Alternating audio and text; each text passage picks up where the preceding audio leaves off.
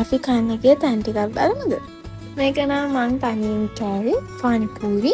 මේක අපි කෑවේ දෙහි වලින් කස්ටර්ඩ් එකක් වගේ කෑම එකක් ඒක. රසය අවුලකුත් නෑ. අමුතු චීසි ගතියකුත් තියෙනවා. අනේ මන්ද. අන්න මෙයා ඒ ගමන කොත්තුවක් උස්සන් ආවා. ඒක රසයි හොඳට තිබ්බා. චිකනුත් හොඳ තිබ්බා.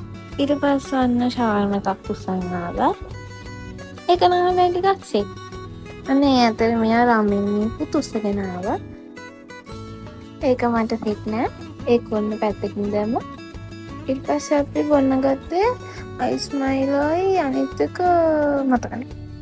ඉතින් ඒ දෙකත් මට වැඩි සෙට් වුණා. එක දවසක් අපි ඩයිනමෝ ගෝ එකෙන් ඕඩර් කරලා කාපු එකක්. රයිස් එකයි බර්ගර් එකයි. ඒකට අපිට ග්‍රේවි එකක් හම්බුණා. රයිස් එක නම් වැඩි සෙට් වුණා. මේ ගොඩක් සුන්දර මොහොතක්. කැම ටික එනකන් දන්සලකට වෙලා ඉඳගෙන හිටපු. නිකන් නෙමෙයි පිඟනුත් අතට දීලා තමයි අපි වින්ඩෝල තිබ්බේ. මේක නම් මම ඔෆිස් එකේ කට්ටියත් එක්ක කන්න ගිය එකක්. කූල සිටි එකේ. හොඳම දේ කියන්නේ ඒගොල්ලෝ අපිට ටෙස්ට් කරන්න කියලා චූටි කෝප් වලට එක එක જાතියේ ජූස් දුන්නා. ආවලක් නෑ රහයි. ඒගොල්ලන්ව ෆලෝ කරපු නිසා අපිට අයිස්ක්‍රීම් දුන්නා. අපි පොසල් එකේ දන්සල් ගිහින් කාපුවා මුලින්ම ෆලෝ එකක් බිව්වා. ඊට පස්සේ අපිට හම්බුණා රසම රස අයිස්ක්‍රීම් එකක්. රසම රස සව් එකක්. මඤ්ඤොක්ක හම්බුණා. ආයෙත් සව් හම්බුණා. මේන්ටි බඩිරුග හම්බුණා.